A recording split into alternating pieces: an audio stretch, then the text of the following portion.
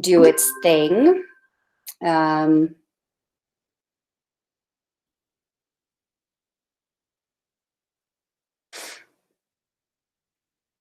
So remember, your video can be turned off if you would like. Make sure that your mic is off. I will have a time toward the end of this session for you to ask questions. So you can turn your mic on when you are asking specific questions.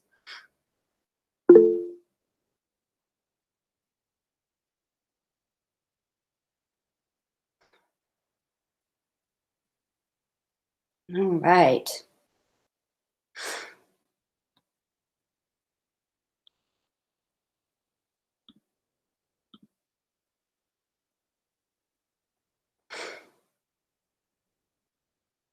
So you should see my screen now. I'm going to toggle between my presentation and the Flipgrid site as well. There is a link to the class that we're going to do together for you to access later on in this session. But right now, a little background about me. I'm a digital coach for Denver Public Schools. You can see my email below. I don't know why there isn't an underscore, but since we all are DPS teachers and staff, we know that there's an underscore there. I am very familiar with education for the last 14 years. I was in the classroom setting. This is my first year as a digital coach. And I'm super excited to be able to provide you with this information today. So getting right into the meat of everything, what is Flipgrid? It's a social learning platform that you can create a class, or in Flipgrid world, it is a grid. And then you can add specific assignments. Again, in Flipgrid world, it's called topics. For students to complete. So students create and share videos with the class, and then the videos can be reviewed by the teacher, by other students, and there is a way to provide feedback to all students. I know that that's been a consistent question throughout the other sessions that I've attended today. How do we provide feedback to students? And this is an excellent way to do that. I will get more into that in just a little bit. I am going to upload this presentation for you to access. However, if you want to screenshot specific items, I highly suggest you do that throughout this session. So the picture above is an example of what it looks like from the teacher side. So this is like your grid, your hub.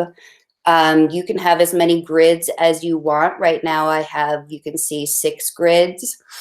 And those are all my classroom content. So once you create your grid, you will be able to create topics. And you can see in this top picture, it is what it looks like for me, just viewing all of my topics. And if I click on a specific topic, the topic details will be shown, and I can see how many students have responded. I can perform specific actions, and I'll get into those later. I can share specific videos. And then there's a list of other actions that are available as well. Again, I will get into those later on in the presentation. This is just very basic. What is Flipgrid? I do want to say that this is a basic session. So if you are somebody that is very familiar with Flipgrid, I suggest that you access the Q&A document just so that you can ask more specific questions while we have the team available for you.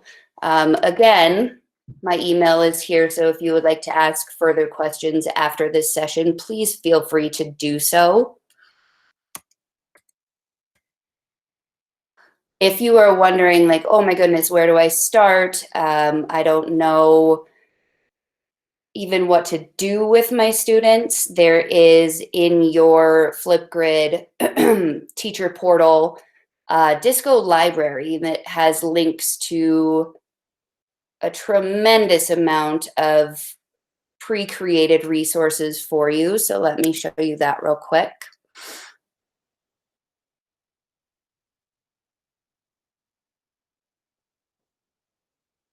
So if you see, there are just tons that other people have already posted for you to use. It'll give you a good idea of, you know, how to get started with your students. There's even a learning from home option here. So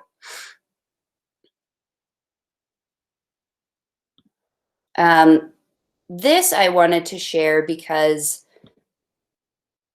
during this time, we're social distancing, and that can be tremendously hard for students.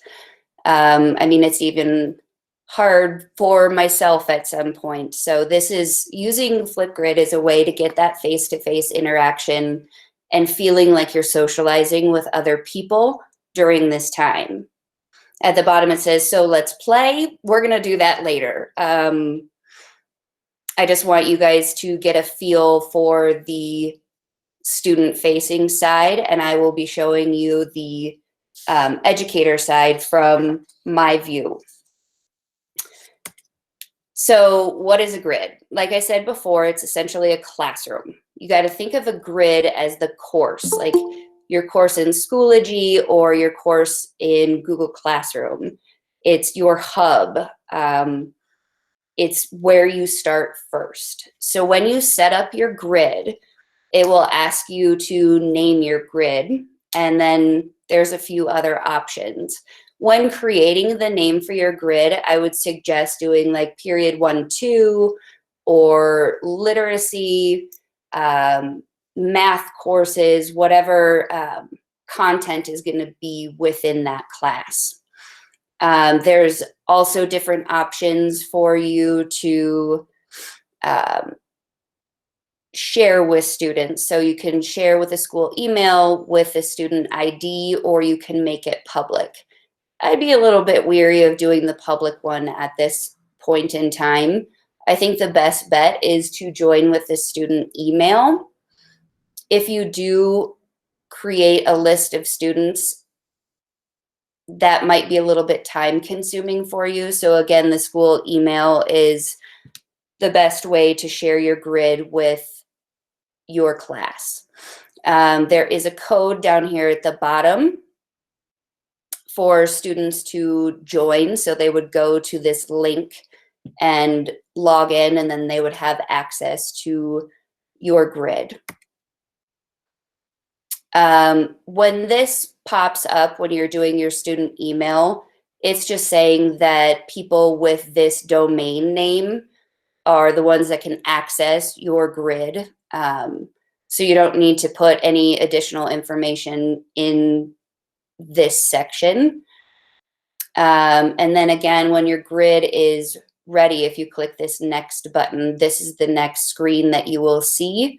You can copy that link there. You can embed this link. There's a Google Classroom. You can just attach it right there.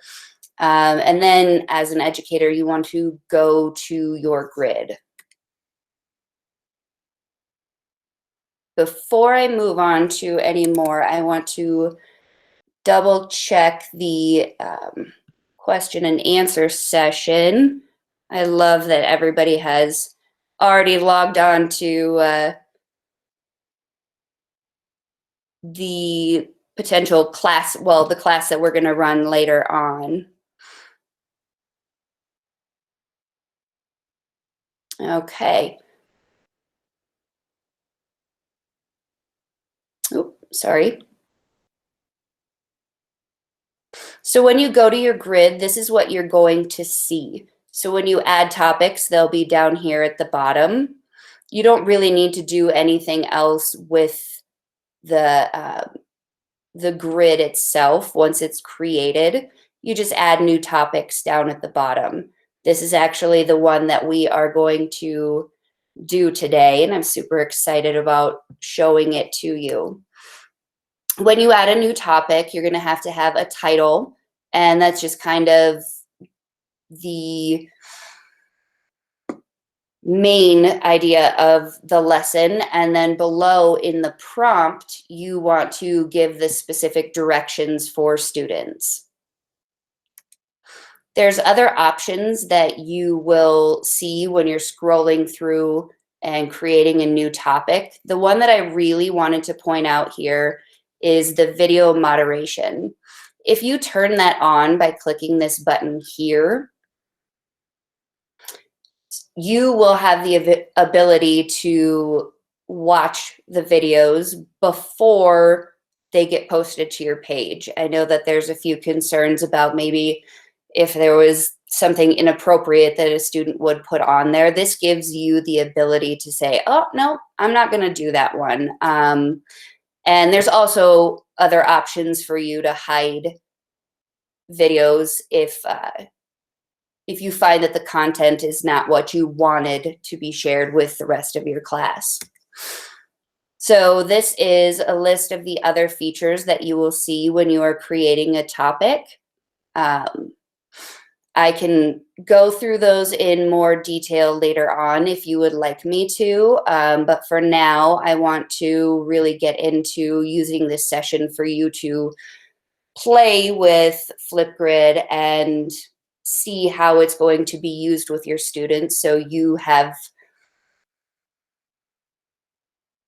an idea of maybe how you could potentially use it. So what I want you to do now is create an account. So open up a new tab. Please don't use the tab that you're on for the Meet, of course, because you'll get kicked out of the course. And once you create your teacher account, you can join using this link down here. So I'm going to give you guys a few minutes to do that.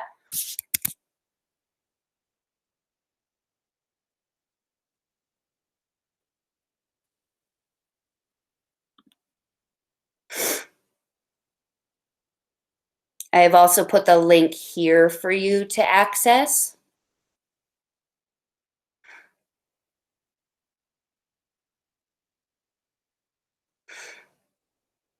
Oh, yes, it very much is FERPA certified. That is a really good question to throw out there, so thank you for that.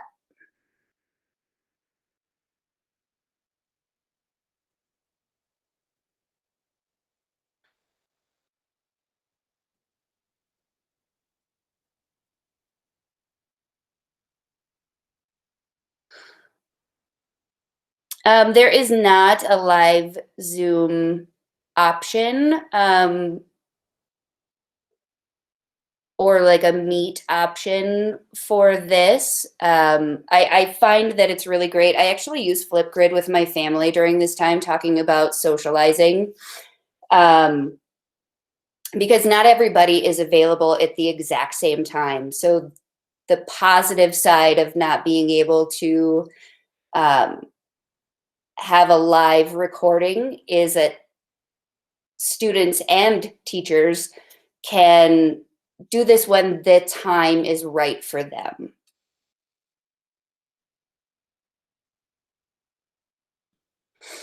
So I'm going to go into my grids.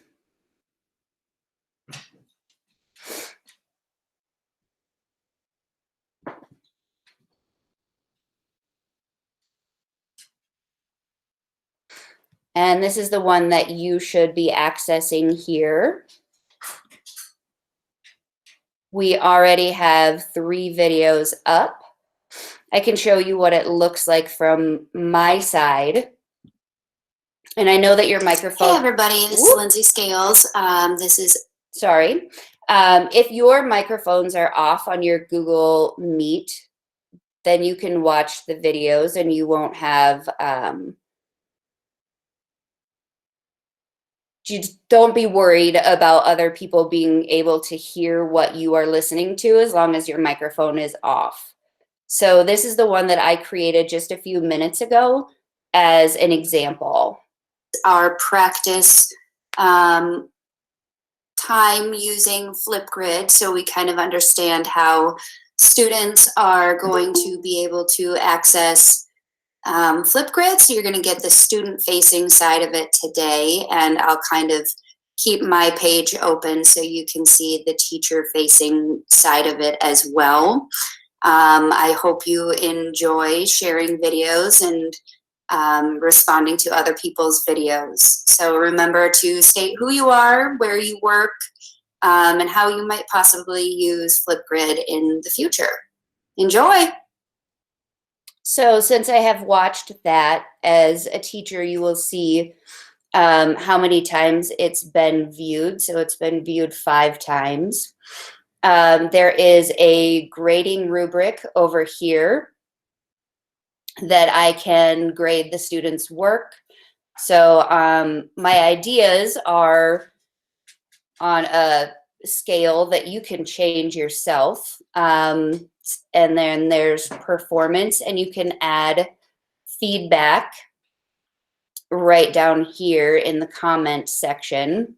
You can copy the feedback link and share it with students, or you can email the students directly. So let's go in and see.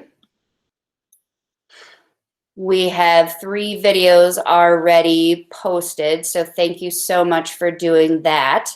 There are 13 views that have already been done.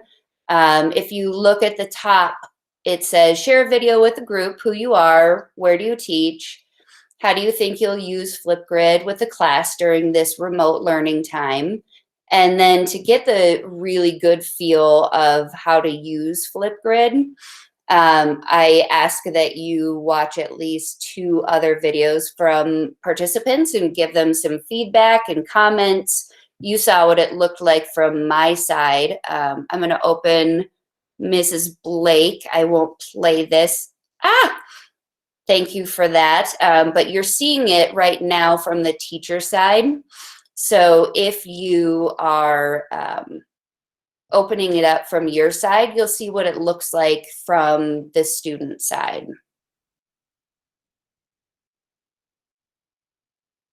So I'm going to stop sharing my screen, and I'm going to give you guys a few minutes to work through that and create your own videos. So if you want to do that now, that would be awesome, so we all can figure out the best ways to use this.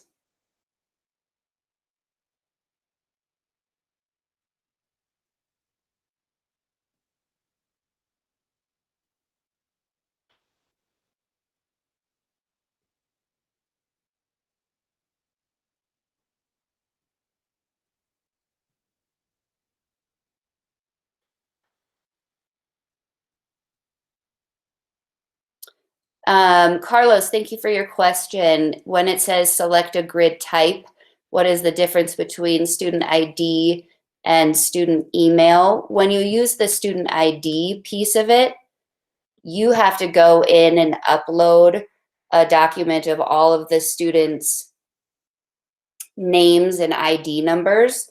And then when they go to access your course, they would just enter their ID number. If you do it with the email, the student just simply has to log in with their email, and you don't have to give them access prior to them joining the course, if that makes sense.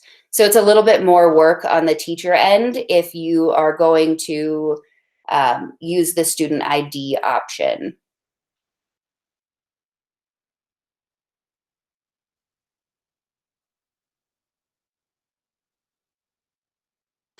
Also, Carlos, good question. The link to the Flipgrid that everyone is using at the moment is at the very top of this document. It says the one that is everybody's on top of right now, if you're looking at it. It's the one that is flipgrid.com/scales325. There's also a link to the Flipgrid one-pager that has been created for you to access information later.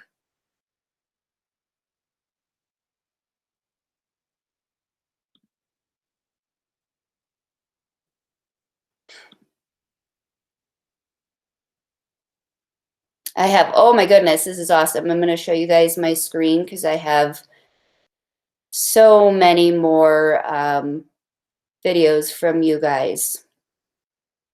I want to show you what it looks like for teachers on this end.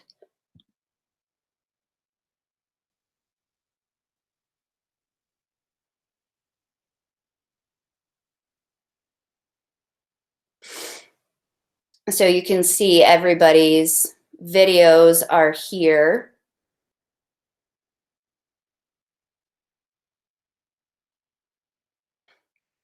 The actions that you can take as a teacher, remember I said if it wasn't appropriate content, you could hide the responses.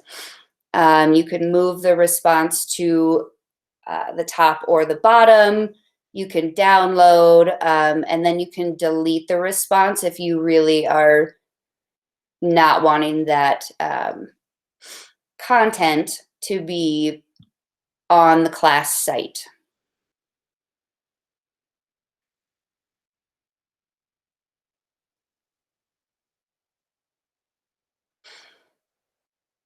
So I'll go back in here and I will show you creating a topic. It's super easy. So I've got everybody in the Flipgrid practice, and that's just like one assignment that the students would do. If you add a new topic, this is what I was talking about before. You want to name this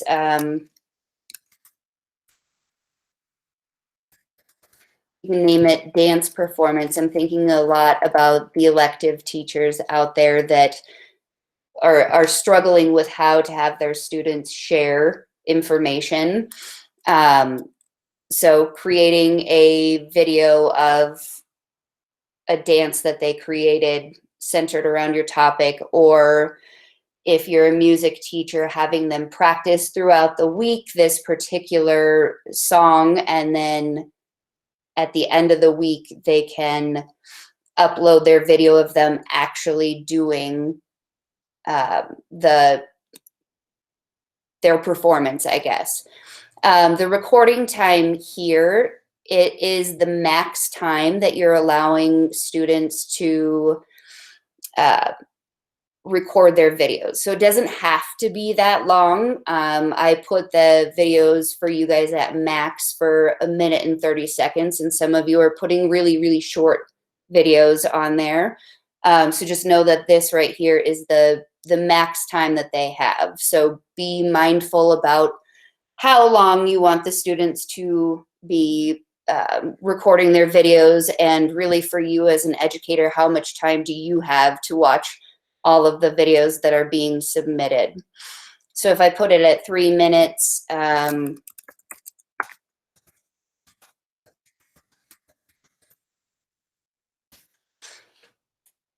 so this is the prompt of what you want them to do. I just said show your best dance move as an example. There are focus areas that you can add to this as well. You can add a recording of yourself to get the little picture icon that I have on the one that you guys are seeing. I just did an emoji. There is an option for a topic tip. You can add attachments for students to access. If you want them to do a book review, you can put the link in for the book that you want them to read, or a link to a math video that you want them to watch, and then they can create a how-to of the step-by-step process that they went into solve the problem. This again is where you put in the video moderation. So if you you want to watch them all before they get posted, make sure that you choose this. And then again, there's these other features that you can look through as well. When I create topic, it comes up with a specific link to that topic. So before, when I was talking about the home base, the grid, this is a specific link to the actual activity. So if you really want to focus students in on a topic that you are going to have them do for the week, you can share this through whatever platform you're using, Schoology, Google Classroom, through email, whatever works best for you. You can also create a QR code that you can share with them.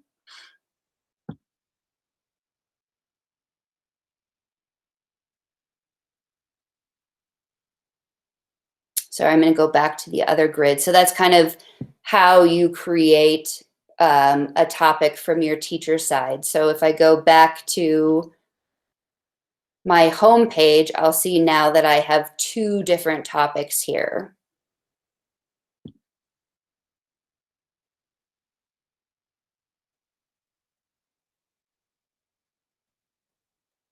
I love how many people are viewing each other's videos.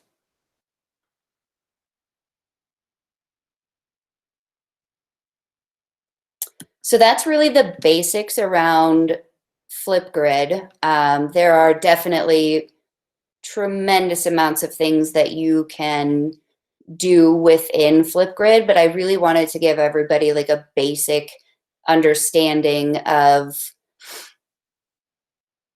what it looks like from the teacher side and what it looks like from the student side, just to give you an idea of how you could use this in your classroom. So what I'm going to do is I'm going to stop sharing this, and I'm going to open it up to questions from you guys. So if you get to the bottom of the screen, that little pop-up, the white bar that comes up, if you unclick your microphone, you can ask a specific question. So I'm kind of opening it up for you guys at this time to ask me anything that you are wanting more information about. Hey, Lindsay, I know one question from quite a few people will be students who are shy and don't want to put their face on camera, and then teenagers especially are like that, right? There's a way to pixelate your face as a student when you go to make that video. Will you just show them that so that they can show students how to do that? Yeah, absolutely. There's even a way to put an emoji over your face so that you don't have to show your face. So yes, thank you, Erin, for that.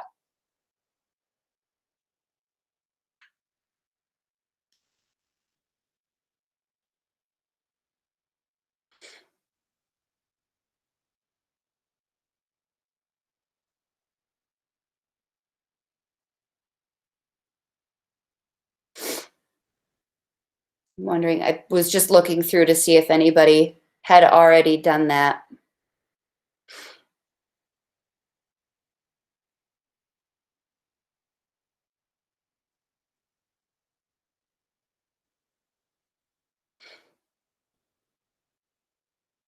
Ooh, that looks weird now that I have that up. I don't know what's going on with my camera, but you can add a sticker to it.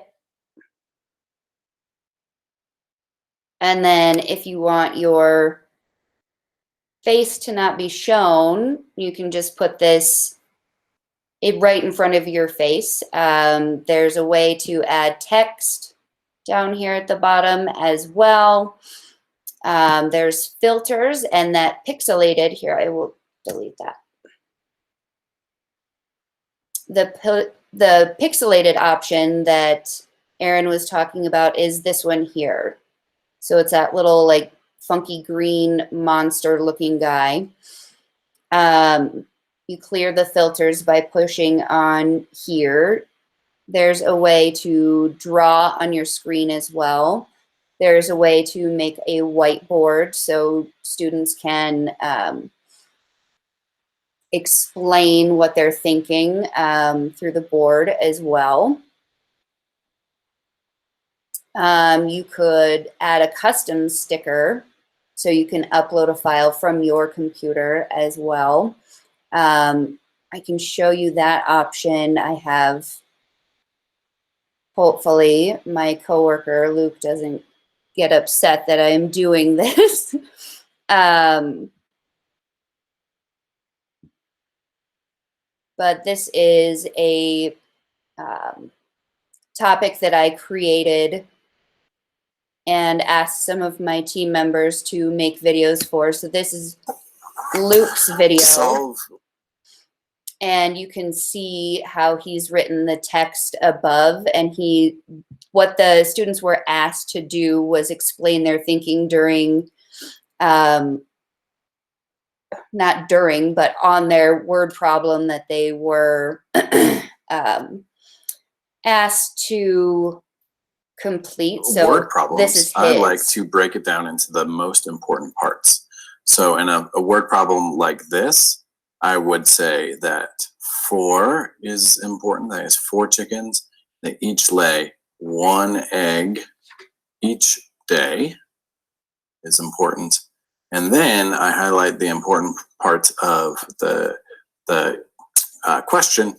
How many eggs we have in 4 days?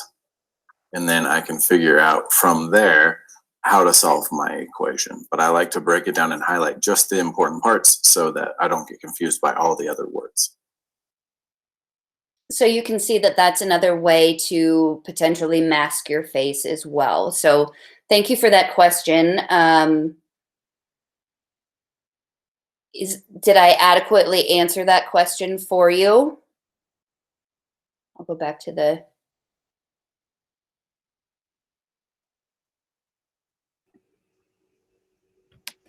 Yes? I have a question, Lindsay. Yep. Can you show us how you can view people's replies to a response? Yes. Whoop, too many tabs open.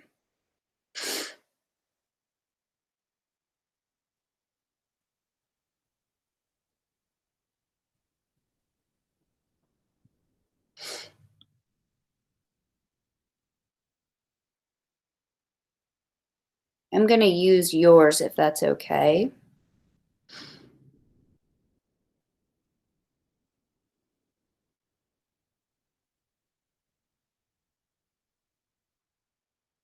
Hi, I'm Rick.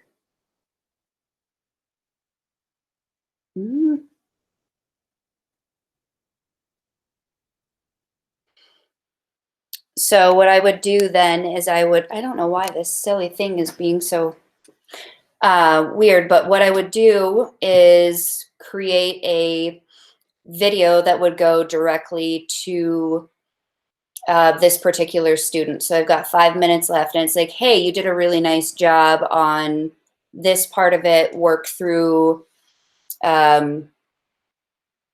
this piece a little bit further and recreate your video again. A video. As you're creating this, you probably already saw, but you can edit the video length, and you can always add more if you are feeling like, that's not the best video.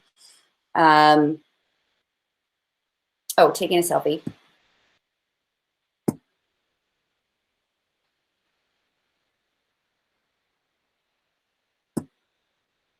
Hi, I'm Randy. So now the student will see the video feedback here. Does that answer your question?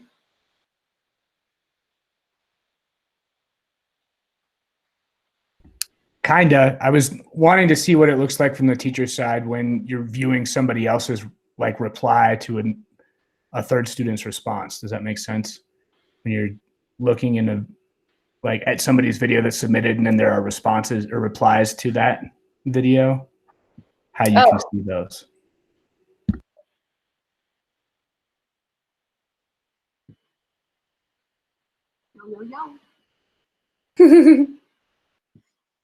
Already have. Good job.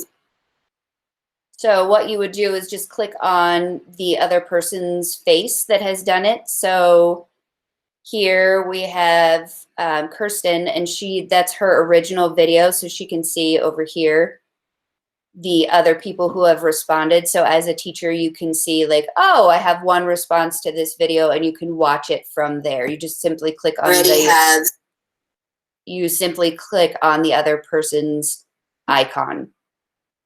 Does that make sense? Yes, thank you. Okay. I didn't know if that's what you were looking for. I do believe if you open up from your student side that's also an option. So if you go to the ones that have other people's faces, you know that there's been other responses to those. So if you click on one of those as a user, you should be able to see the other people's icons and see their feedback as well.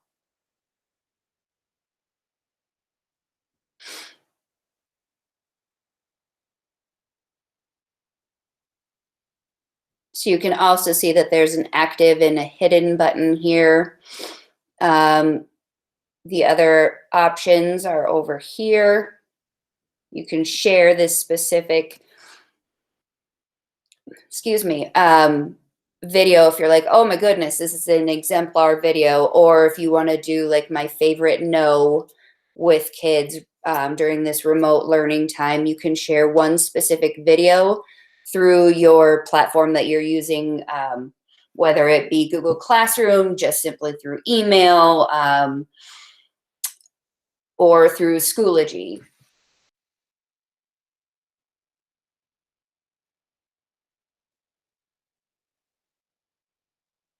Any other? I have a question about the grading and Schoology integration. So if I grade it on Flipgrid, does it integrate, like, will it auto-populate into Schoology, or will I need to like manually transfer that grade over? I do believe you would have to manually transfer it over, yeah. Okay, great, thank you. Yep, it does also, when you go in, there is an option for you to download, sorry. Oh, I forgot to share my screen. I'm sorry, you can't see what I'm doing.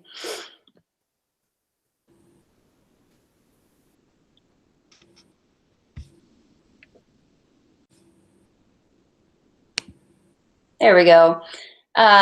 So there is a way over here for you to export the data, and then that will go into a, let's do it so you can see. That'll go into a CSV file.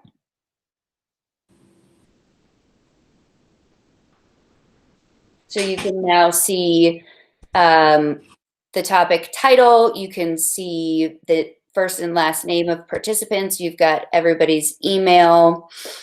And then how many times it's been viewed. And then I think if I keep going, the feedback scores right here, if you were going to give them grades for their idea or presentation, they would populate right here. So if you had this document up, you could use that to just enter it into Schoology real quick. I know that there is a way to upload a CSV file into Schoology. You might want to attend the Schoology courses to get more information about how to do that in the future. I just want to stick to Flipgrid today. You can always email me later on if my email was up before, and I can give you more information about that as well.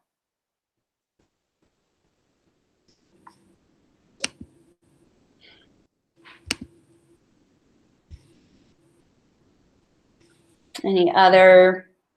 Hi, Lindsay. I'm wondering if you create a topic for one grid, if you can somehow copy and do that easily to another grid. If like if you have multiple classes of the same. Yep. You can. Type. Okay. And sorry, I want to hear from the other person who is responding as well. Was there an answer to that question?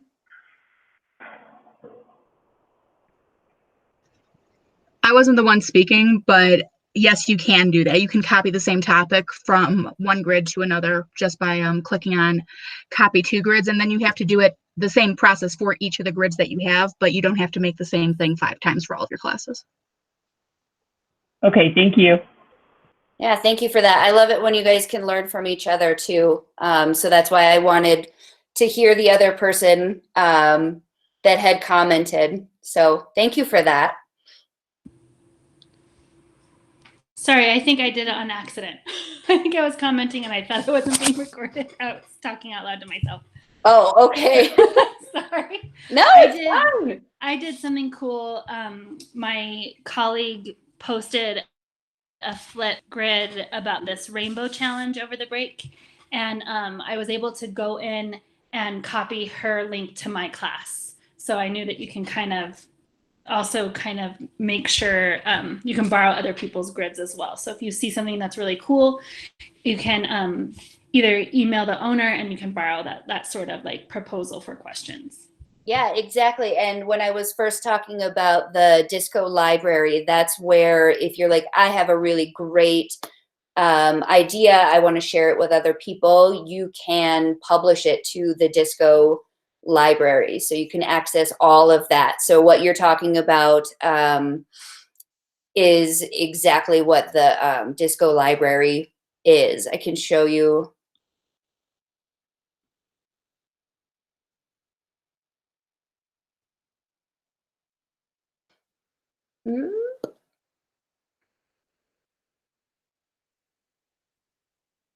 So these are all grids that you could take and use in your classroom.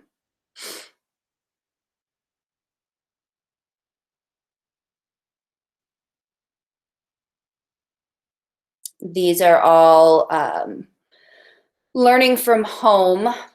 So what people have done during this remote learning time. So you can go through and look at them. You don't necessarily have to add them to your grid right away. You can see if like it meets your needs, kind of like teachers pay teachers kind of thing, or through Schoology resources.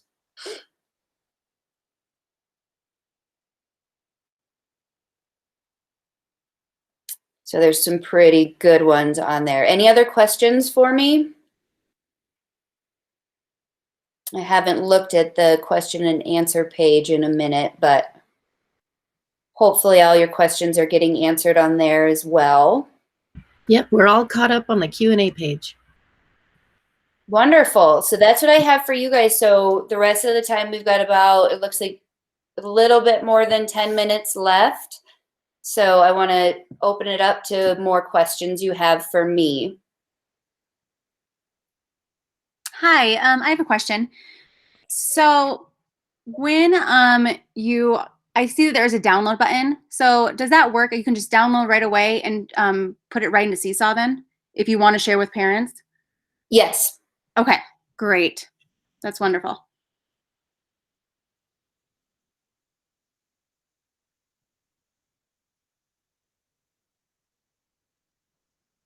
I do want to say thank you to everybody for all that you do. I know that during this remote learning time, there's so many questions and how are we going to make this work? And just that uncertainty. But I think that my best advice from thinking in terms of being a former educator, go slow before you go fast. Create something simple for kids to do. And like I said, using this, it really gives them that face-to-face interaction that they might not get if they don't have siblings, or, I mean, they just, that social interaction, they gravitate towards. So I highly suggest that you give something easy, simple for them to do at at first, and remember that you all are great at what you do and you are valued and appreciated. So don't worry too much. It's going to work out.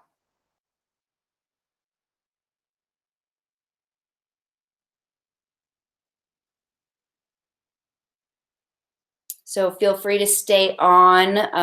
Can I ask one quick question again? Absolutely. At the bottom of our, at the bottom of our Q&A, it said that there's a regional coach assignment. Are those like our new, like, are we given like a coach to help us with digital stuff? Is that the person I should be? What does that mean? Yeah, actually, you have had a regional or digital coach all throughout the year. So there is my team. There's regional coaches with our team, and they support different regions where your school is located. And then if you were a My Tech school, you would have an individual digital coach. So if you go to that link, you can find your regional coach and reach out to them during this time to get any advice that you need. That's awesome. I know that my team and I were working around the clock on this and just really doing what we can to support teachers during this time. I know that each regional coach and each digital coach will have office hours where if you are like, oh my goodness, I have this question, I need it to be answered right now, you can pop on to their Hangout, Google Meet. their link, and then Yeah. you can directly talk to them during those office hours. So it'll be like a session like this, just a little bit more personalized, depending on how many people join during those office hours. Okay. That is awesome. Thank you so much. Yep. And of course, my email was on the first slide that you guys had, and I can put it into the question and answer doc right now. So you guys can reach out to me. You can think of me as somebody that you can talk to at any time as well. All right, Lindsay, I have to hop out and go to Seesaw. Okay, sounds great.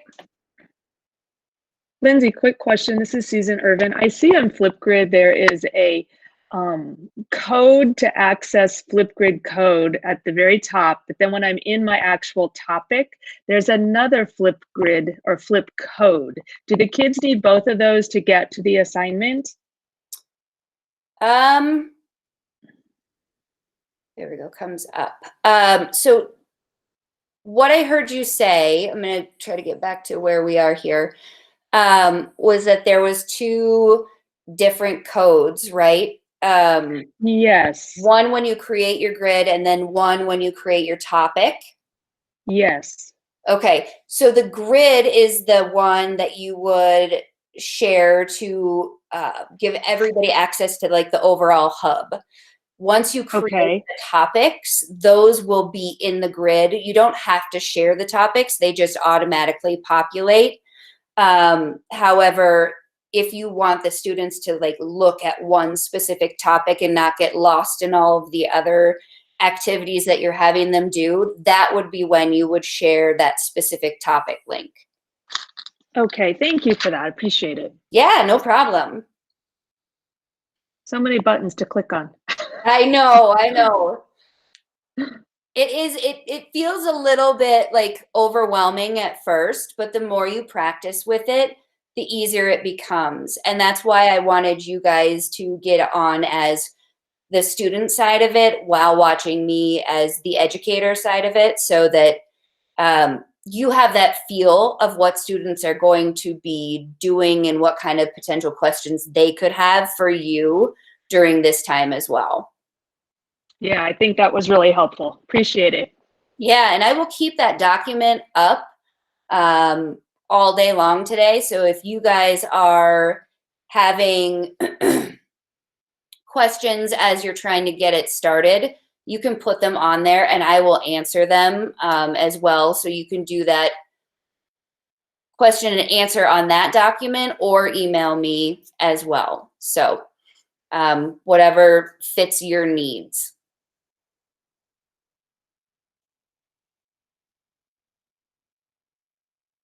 Any other questions for me?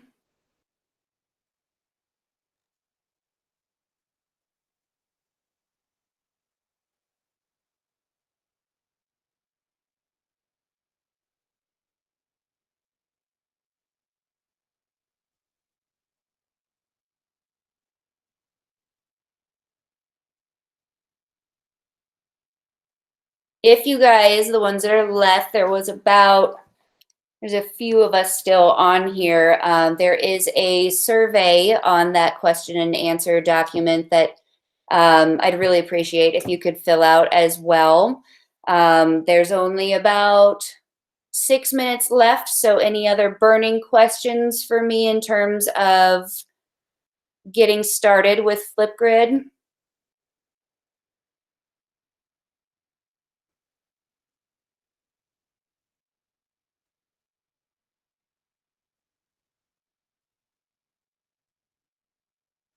Okay, well, I'll stay on for the majority or the remainder of the time, but thank you all so much for joining, and reach out if you need anything else. And remember that you all are amazing and you can do this. It's going to be a challenge, but it's not one that you can't do. So thank you all so much.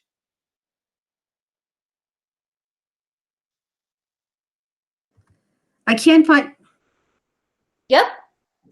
I can't find the survey. I went to question and answers and I see the grid with all the questions and answers, but I don't see the link to the survey at the bottom.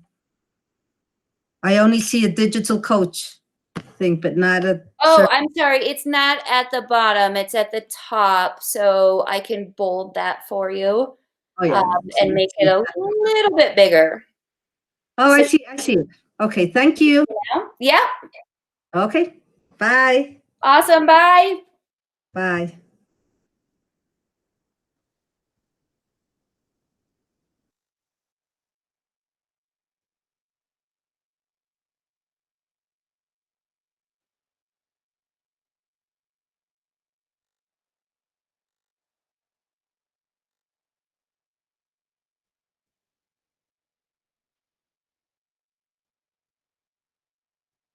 Yep, I can. I'll put that in the chat right now.